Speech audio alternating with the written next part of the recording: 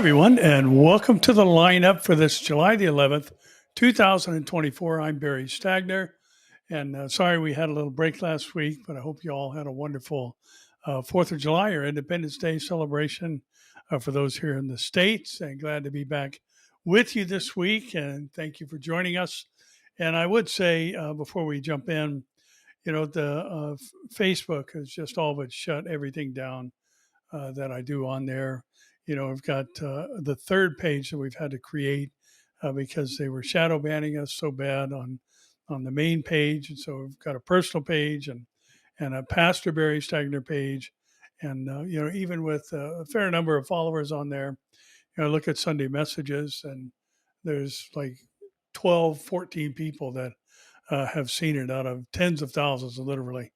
And so just encourage you, if you want to kind of keep up, you can follow on Instagram or Telegram. And also just Mayor and I were chatting the other day. He said I needed to tap into X because it is kind of picking up steam, and it's a place where you can communicate freely and without fear of, basically being hidden, so to speak. So anyway, if you would do so, that would be great. And for those who do watch on Facebook, please give it a share and at least kind of beat them at their own game, so to speak. But anyway, on with our stories this week. And again, it's been another monumental week as we watch things develop concerning the nation of Israel. Lots of rockets fired from the north, from Hezbollah into Israeli territory. I'm sure we all have seen the story of the couple in the Golan who was hit by, their car was actually hit by a rocket fired from Lebanon and Hezbollah, and killing this couple and leaving three children, teenage children, as orphans. And so the battle just goes on and on and on. And we've got some stories concerning what's happening regarding that, starting with the Times of Israel, where the prime minister tells the Biden envoy that he wants a deal as long as Israel's red lines are maintained. Prime Minister Benjamin Netanyahu told White House Middle East envoy Brett McGurk on Wednesday that he remained committed to a hostage release and truce deal as long as Israel's red lines are maintained, according to the Prime Minister's office. Netanyahu has faced criticism in recent days for publicly issuing a list of non-negotiable demands amid the sensitive negotiations. McGurk's meeting with Netanyahu came a day after the envoy met with Defense Minister Yoav Gallant, who told McGurk that Israel could withdraw troops from the Philadelphia corridor if a solution is found to arms smuggling, according to Gallant's office. The corridor separates Gaza from its southern neighbor, Egypt, and Israel considers control of it vital to prevent arms smuggling into the Strip. Now, we know in recent days there's been tunnels leading from Gaza into Egypt that have been discovered and destroyed. And again, this was a means by which to get Hamas weapons, smuggling them in from the nation of Egypt. McGurk was accompanied at Wednesday's Jerusalem meeting by U.S. Ambassador Jack Lew, while Strategic Affairs Minister Ron Dermer joined Netanyahu.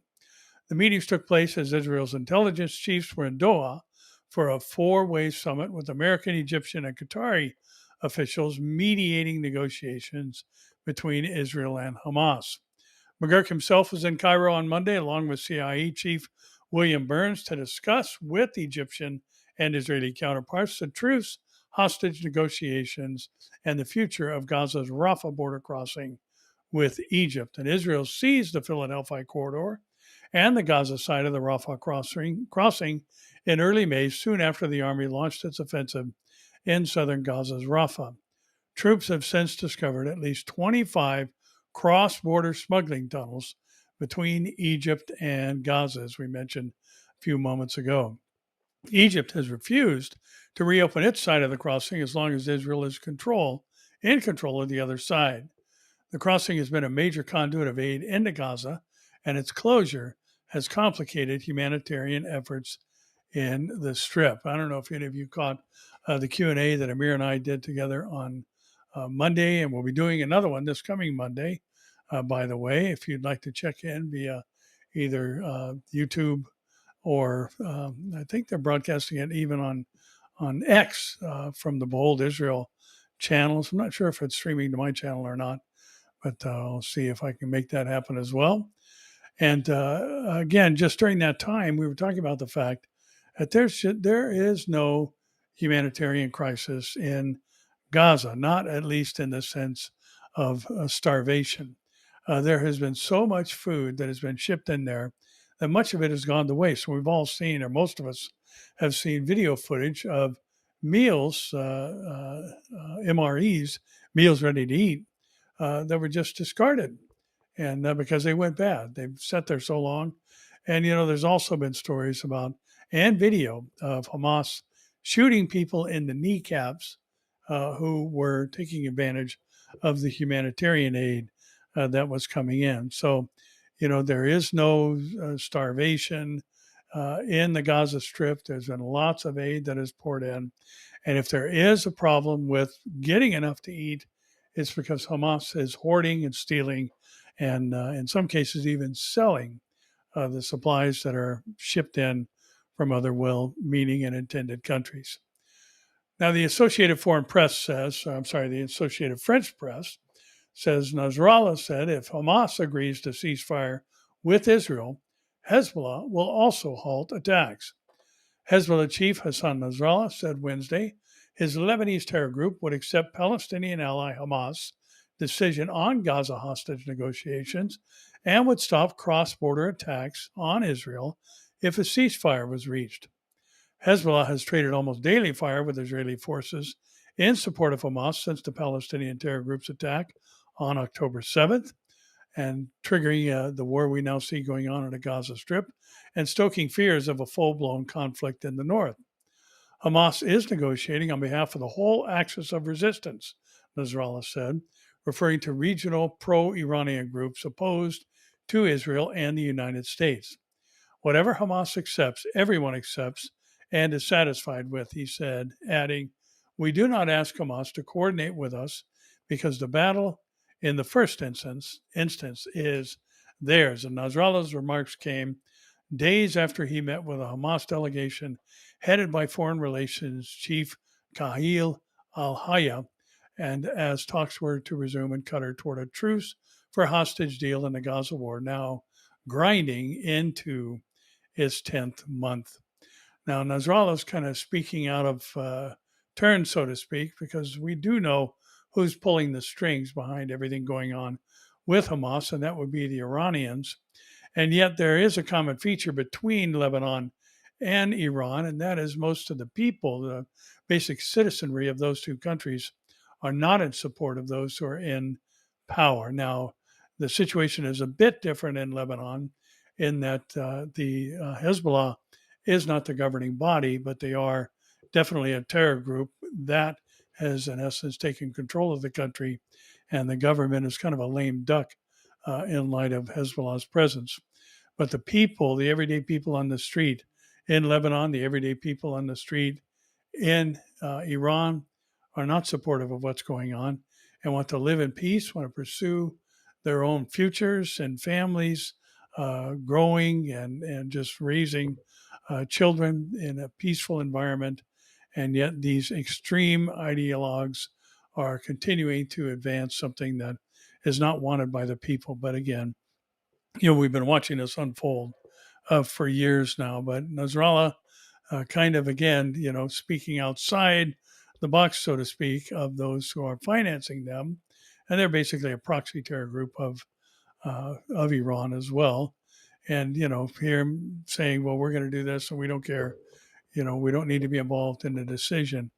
Well, the whole October 7th thing was something that was outside the wishes of the Iranian regime, as we heard early on, and yet Hamas acted on their own. So they've got a bit of tension between them and their financiers, so to speak, from the get-go. But once again, here's the promise: we'll stop if they'll stop. And, no mention of who started it, and no mention of Israel's right to defend themselves. And, as we looked at in our first story, we have to remember the only way to end this constant influx of terror acts into Israel from its border with Gaza is to eliminate Hamas. There's just no other way around it. And, as people often comment about, Israel and their lopsided response and all of this. There's nothing lopsided about it. Listen, when you go into a conflict, you go in to win. Nobody goes to war and hopes for a tie. You want a decisive victory that prohibits or at least inhibits in the thinking of your adversaries ever doing something like that again. And Hamas is about to do what they did on October 7th again. And that's not just hyperbole and it's not rhetoric, it's fact. As soon as they can, they will hold another operation like that. So, they've got to Israel has to keep Hamas's hands full with running for their lives, so to speak. And, it's a crazy world we live in today. And we've got an interesting story coming up at the end, or near the end, I should say, and stick around about some of the things going on in our own country with some rather well known people, one in particular who is kind of surprisingly showing some anti Semitic thoughts and expressions. We'll talk about that in a moment. Now, Reuters is telling us that the U.S. is going to resume shipping 500-pound bombs to Israel, according to a U.S. official.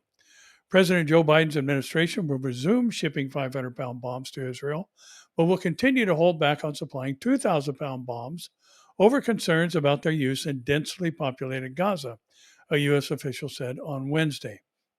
The U.S. in May paused the shipment of 2,000-pound and 500-pound bombs due to concern over the impact they could have in Gaza during the war that began with Hamas' deadly October 7th cross-border raid.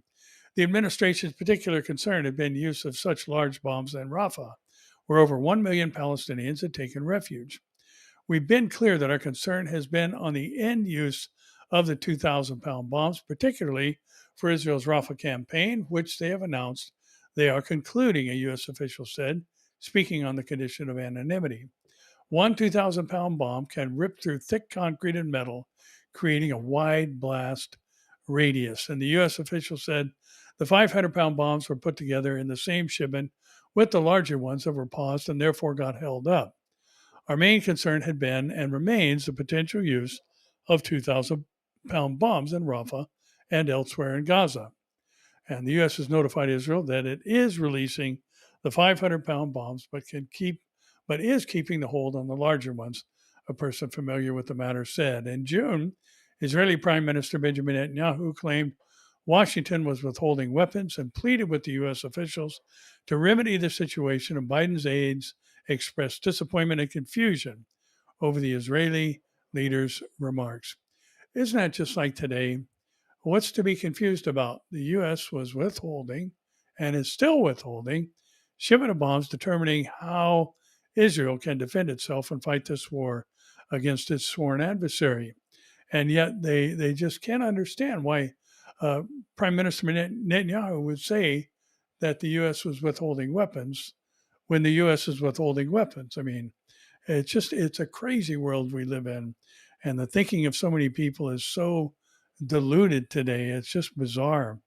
And, watching things unfold and, I was watching a little clip about some of the situations going on here in California regarding the protection of children and, making it, they're actually considering and discussing making a law that says purchasing a human being is illegal.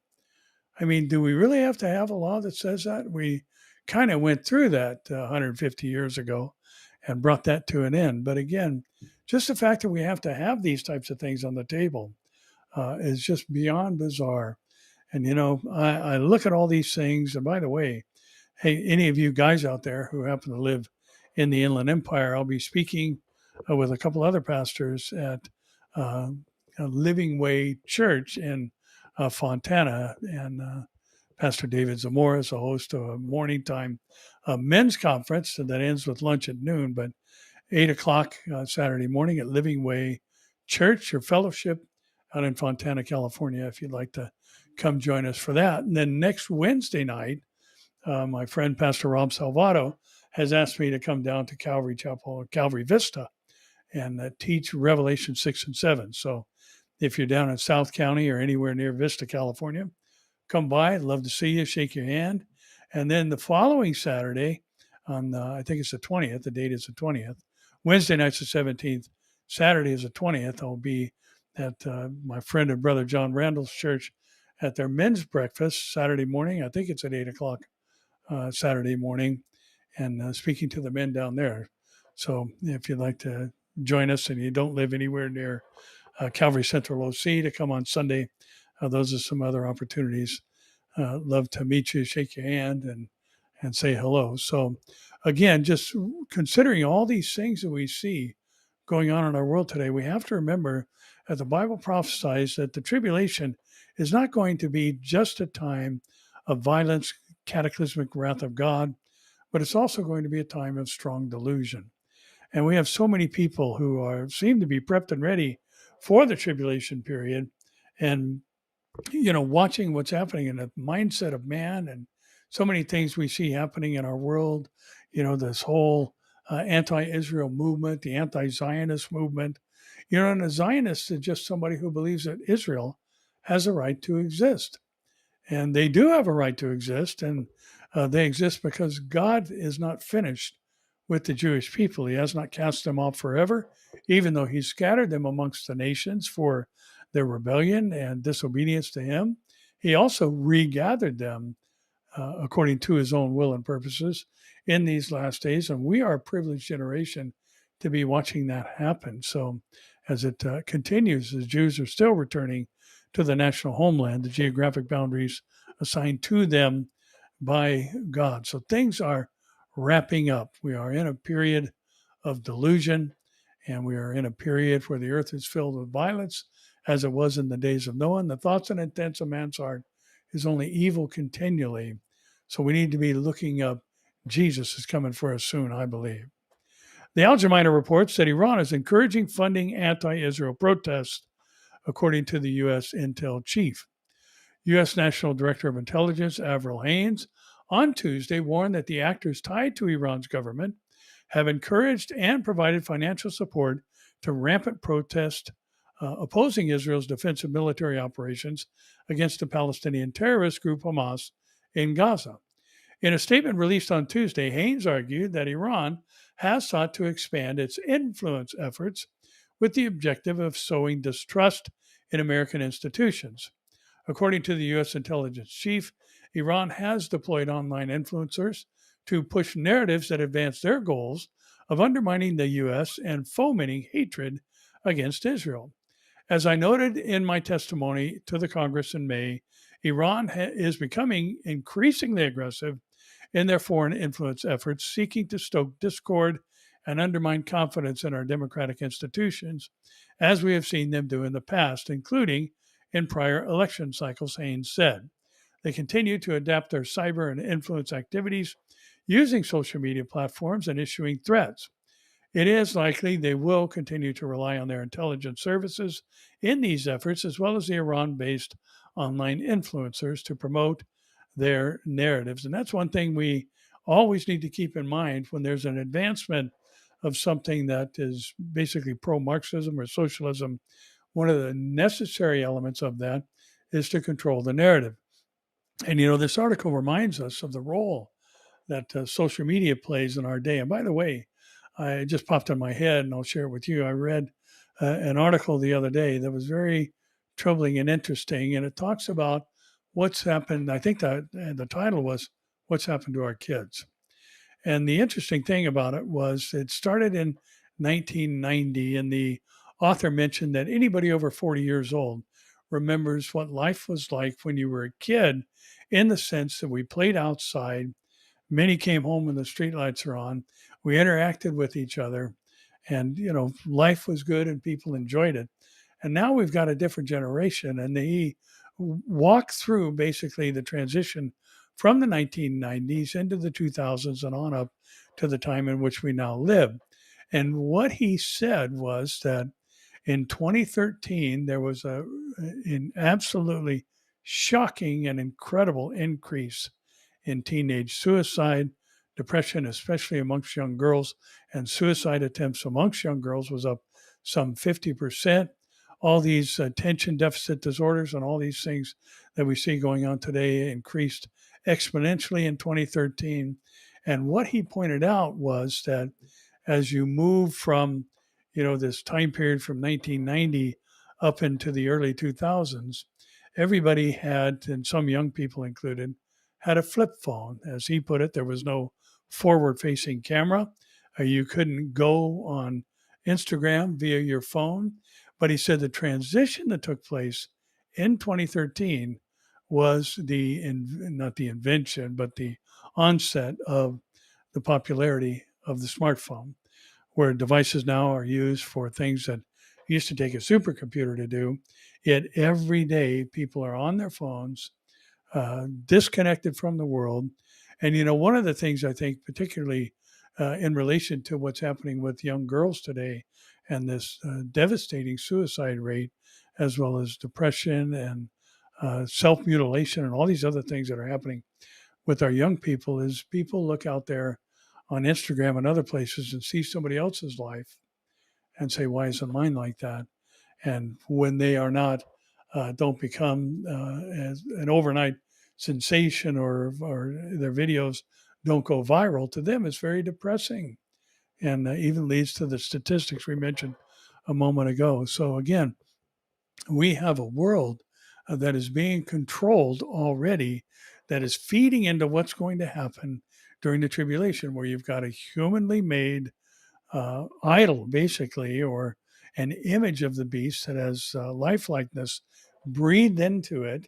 And the whole world is going to follow after the image of the beast, and their declaration will be, who is like the beast? So, do we have a culture that has already become accustomed to viewing images on small or large screens, anywhere from, our handheld phones to our iPads and laptops and desktop computers and televisions? It's interesting that, these smart TVs today, just like a giant computer, you can have a 70-inch computer screen in your home, where you can get a hold of all of your social media apps and everything else, and watch what's going on from the comfort of your home, rather than just on a little bitty screen on your phone. And all of this is in preparation for what's coming. And the normalizing of watching individuals, even artificial intelligence individuals, like we have these newscasters in China. We haven't shown those pictures in a couple of years, probably, but check it out. Google it. Look at AI newscasters in China, and they're just incredibly realistic. I mean, it's not like, that, oh, well, yeah, that's a robot. Yeah, it's good, but no, it's like, is that a robot? That looks like a human being. Its mouth moves like a human being. And so everything is ready. So be encouraged. Don't be discouraged by what's going on. And, we read these things, we hear these kind of stories, and they're very discouraging and disheartening. And yet we're told in the last days, perilous times will come. And there's this group of character flaws that are found within humanity that are listed there in 2 Timothy chapter 3, which, by the way, is what the conference schedule is, the men's conference this Saturday at Living Way in Fontana. Again, if you'd like to join us, it'd be great to see you there. Now, the Algerminer tells us that French Jews sound alarm following far left surge in elections, and the French-Israeli relations are expected to plummet. And following a shocking election in France that brought a leftist coalition to power, French Jews are expressing deep apprehension about their future status in a country that in recent months has experienced a historic surge in anti-Semitism and souring relations with Israel. Over the weekend, France's coalition of far-left parties, the New Popular Front, won 182 seats in snap parliamentary elections, delivering a blow to Marine Le Pen's far-right National Party, or the RN, which was expected to perform better. However, NFP failed to obtain a majority of the 577 seats in France's National Assembly, meaning it will need to build alliances with other parties in order to pass legislation. And French President Emmanuel Macron's centrist Ensemble Alliance now has the second largest faction with 163 seats. And the RN and its allies won 143 seats, gathering the third biggest representation. And listening to some of the comments or reading some of the comments that follow, there is concern, as the article stated in advance, or in the beginning rather, that there seems to be no future for Jews, according to Moshe Sebag, a rabbi of the Paris Grand Synagogue. He told the Times of Israel following the ascension of the NFP, "We fear for the future of our children." And the NFP's coalition platform also demands that Israel release all Palestinian political prisoners, many of whom have been imprisoned for terrorism offenses. Under the Macron government, Israel became increasingly isolated from France, and last month, French officials banned Israeli arms manufacturers from attending Europe's largest arms exposition.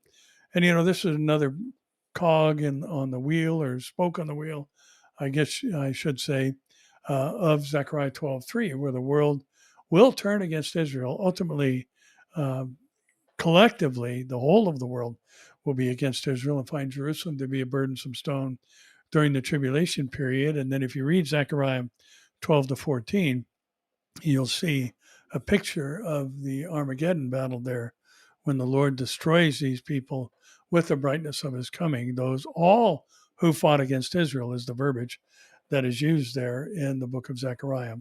And, let me do a little housekeeping here, because I noticed a comment. Somebody said that the Ezekiel War and the Battle of Armageddon are the same battle. No, they're not. There's just no way that those are the same engagement between Israel and their adversaries. There are 5 nations named in the Ezekiel War scenario. In the Battle of Armageddon, all nations are against Israel. At the end of the Ezekiel War, we don't see that it comes to an end via the second coming of Christ. The end of the Battle of Armageddon, the great day of God Almighty is actually what the battle is called, is the second coming of Christ. In the Ezekiel War, they bury the dead for 7 months. There's no mention of that at the end of Armageddon. At the end of the Ezekiel War, they burn the weapons for 7 years. There is no mention of that at the end of the Battle of Armageddon. The end of the Battle of Armageddon is a different group of combatants. It's a different battle theater, and it's a different outcome. They are not the same battle. So don't get sucked into that, because it is, I think, basically an interpretive impossibility for the two to be the same thing. I believe the Ezekiel War happens early in the tribulation. I believe it is likely the catalyst that allows the Antichrist to convince the world to allow the Jews to rebuild their temple on the Temple Mount.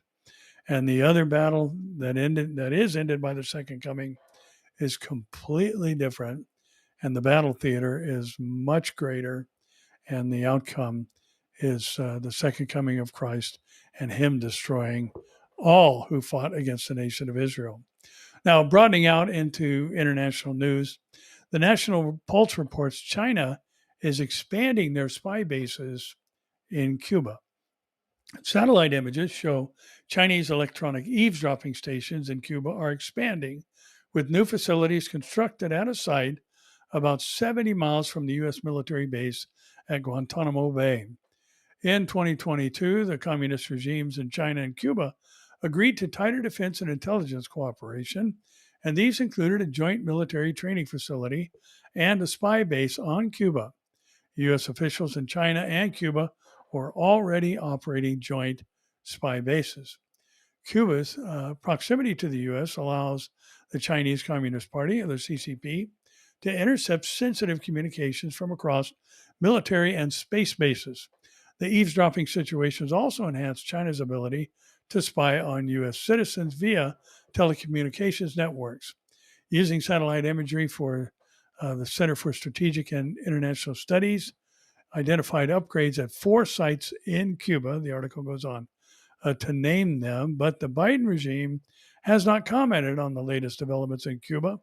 However, the CCP has become increasingly bold in its spying operations against the United States, infamously flying a spy balloon over the country unchallenged for weeks in 2013.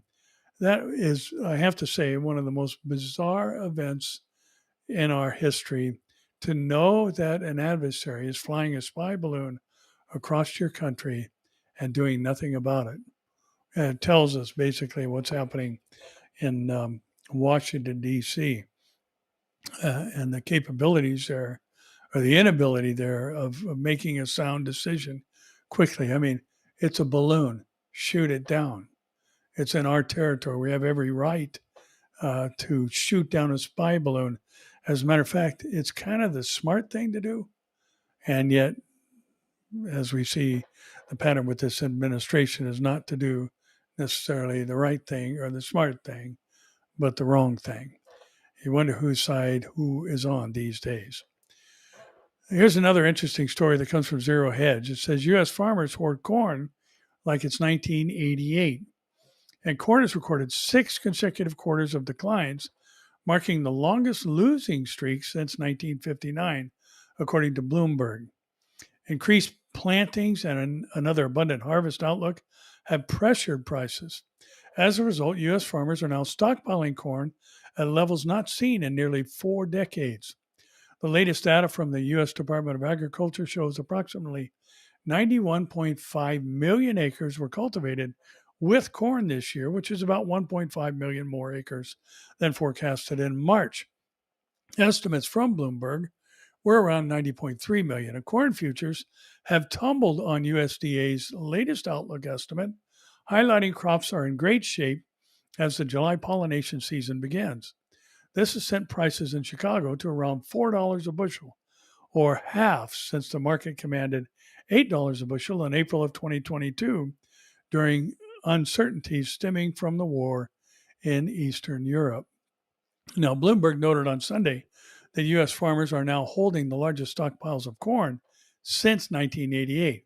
And this is primarily because of the high production costs and the sliding prices of grain. And the U.S. farmers, who are the world's largest corn producers, have been holding off selling early in the season as prices of key grains slide toward $4 a bushel for the first time since 2020. And Russia's war in Ukraine and South American weather woes in the last few years have given U.S. farmers an edge when competing for a share of the global demand, the media outlet said. Let me pause here again and kind of insert something that I think we need to remember. Wasn't that long ago where there was concerns because of the lack of rain that there be no corn, there be no grain, and this dramatic man-caused climate change was going to kill us all, and all these other things. And now here we've got so much corn at the prices dropping to where it doesn't make sense for the farmers to continue to produce it or sell it at a loss.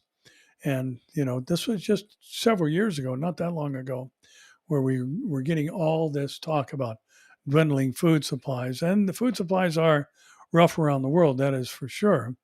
But, again, watching what's happening with our government-controlled pricing for our poor farmers, who are the backbone of America.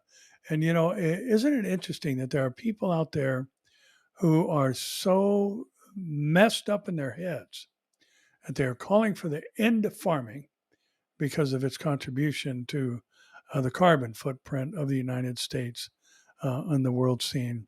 Yeah, let's stop farming. So, well, what do we eat then? They're already trying to manufacture phony meat and all these other things that, who knows what's in that.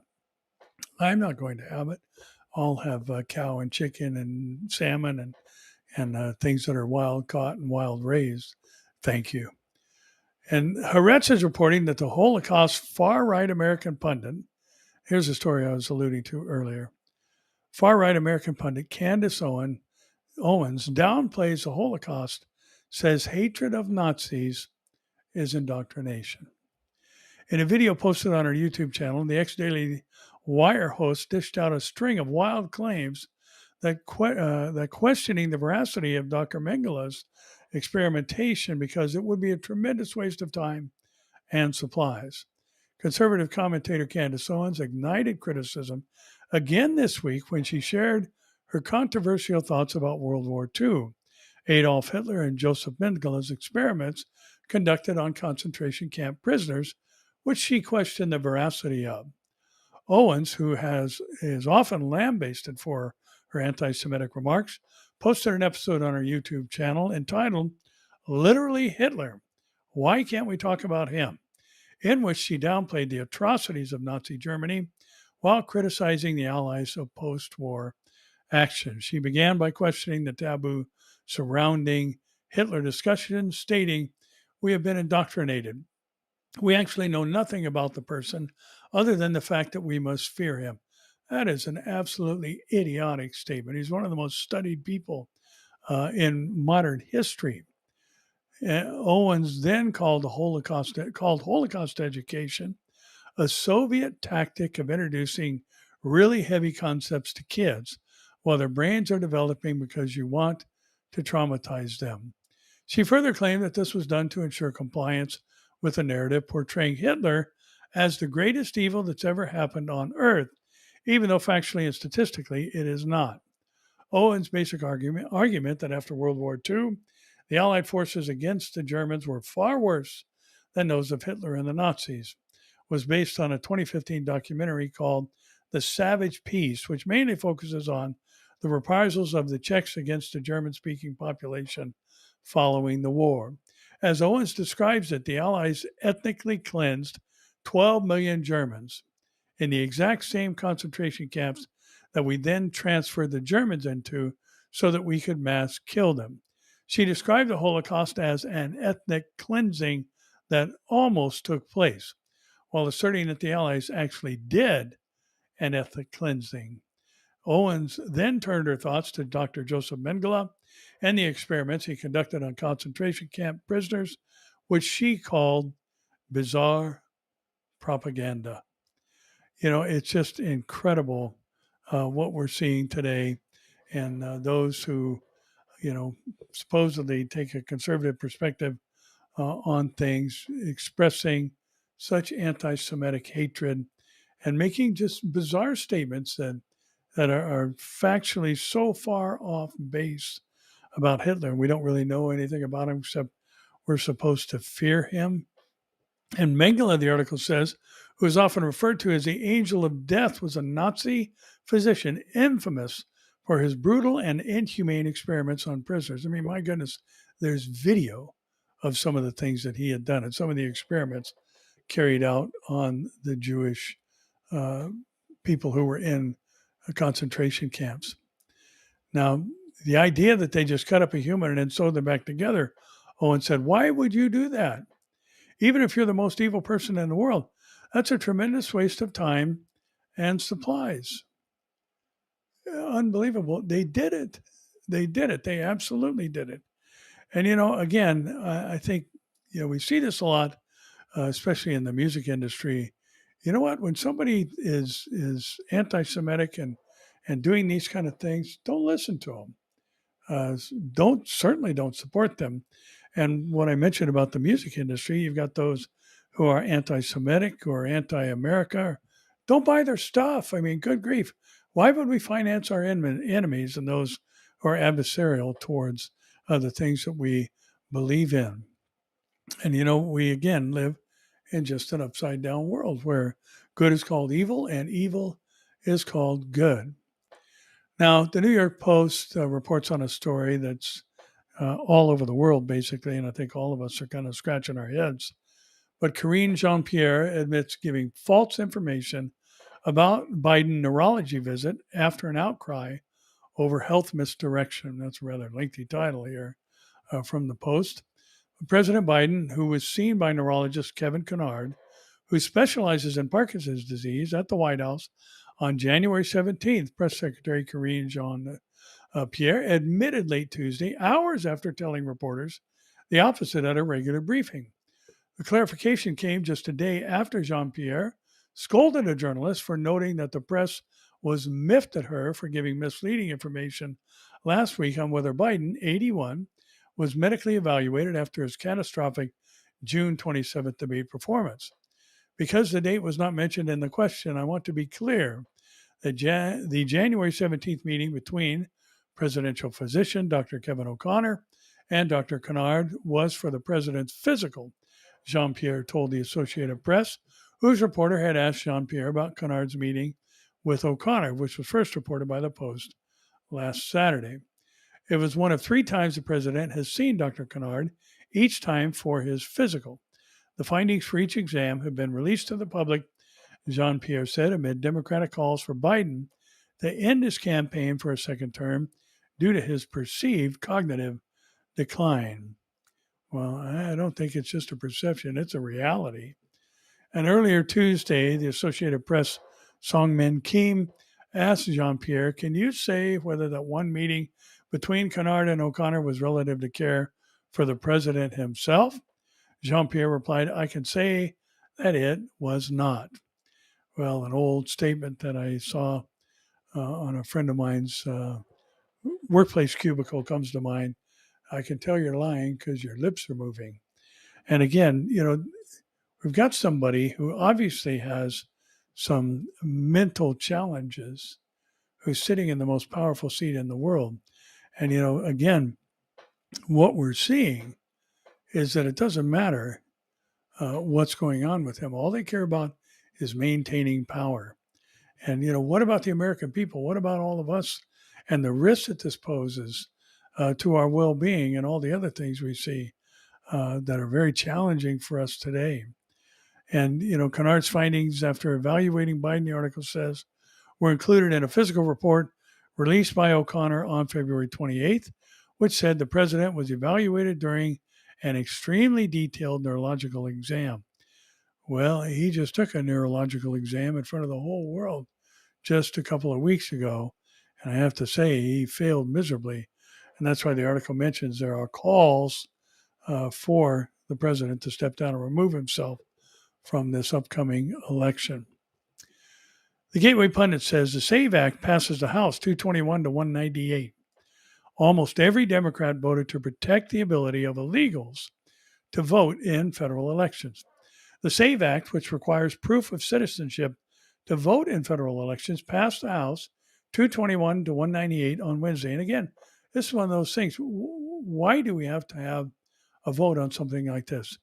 If you are not a citizen of the United States of America, you can't vote. I mean, it's a constitutional right. It's available to citizens only. It's a great privilege. And, to just stuffing the ballot box is all that it is. And nearly every Democrat lawmaker voted to protect the ability of illegals to vote in federal elections. And this is after Joe Biden flooded the U.S. with more than 15 million illegal aliens. And the White House issued a statement on Monday condemning a House Republicans' bill requiring proof of citizenship when registering to vote in federal elections. The bill amends the National Voter Registration Act of 1993 to require voters to show documentary proof of U.S. citizenship. Under current law, states can only require proof of citizenship to register to vote in local and state elections. Now, think about that. You have to have it to vote locally for your citywide school board and that type of thing in state elections, but not for the federal election for the highest office in the land. It's just so bizarre and evil is what it is. The Gateway Pundit recently reported on the Democrats' opposition to the bill and Minority Whip Catherine Clark, a Democrat from Massachusetts, efforts urging House Democrats to vote no on the bill this week. Clark dishonestly claimed the new law would prevent Americans from registering to vote with their driver's license alone and would make a passport the only acceptable standalone form of identification, which is complete nonsense. The bill outlines 5 acceptable forms of identification to prove citizenship, yet the bill is likely DOA in the Senate, and Joe Biden would certainly veto the measure. The White House statement as follows says, the administration strongly opposes H.R. 8281, the Safeguard American Voter Eligibility Act. It is already illegal for non-citizens to vote in federal elections. It is a federal crime punishable by prison and fines. The alleged justification for this bill is based on easily disproven falsehoods. Additionally, making a false claim of citizenship or unlawfully voting in an election is punishable by removal from the United States and a permanent bar to admission. Well, there's already steps you have to go through to be admitted into this country, and those are out the window. We have open borders based on the policies of this administration. So any type of statement like this is just basic nonsense. It doesn't matter that it's already illegal. They've shown themselves to be what they believe to be above the law. We've seen with this dossier that the Democratic campaign money was used to create to the tune of $1 million. And, there was somebody else who was using a personal server to communicate classified information. And they destroyed the devices, iPads, and things of that nature with hammers when they should have turned them into the FBI, but the FBI was complicit in these actions. And again, it's no wonder nobody trusts anybody anymore. We've got crooks at every level, sadly. The Gateway Pundit says Sacramento City attorney threatens Target, listen to this, with criminal charges if they continue to call the police for theft incidents. Meanwhile, in the Democratic hellhole of California, the article says, the Sacramento City Attorney's Office threatened Target with public nuisance criminal charges and fines if they continue to call the police for theft incidents, according to the Sacramento Bee. The Sacramento Bee reported that the city attorney threatened Target, the Target retail store at 2505 Riverside Boulevard in Land Park this year. Democrat lawmakers shockingly added an amendment to a retail theft bill that bars prosecutors from making these types of threats to businesses and new deals at the Gateway Pundit. Oh, I'm sorry, that was an advertisement. The city of Sacramento's legal department threatened to fine the retail store, the popular retail store, over a group of numerous calls to police after thieves stole from its Land Park location multiple times. And the Bee reported that a person with knowledge of the warning, who wanted to remain anonymous out of fear they'd be retaliated against, said Sacramento officials warned they would issue an administrative fine to the Target store for these actions. A police spokesperson confirmed the location to the publication after being asked about the alleged warning.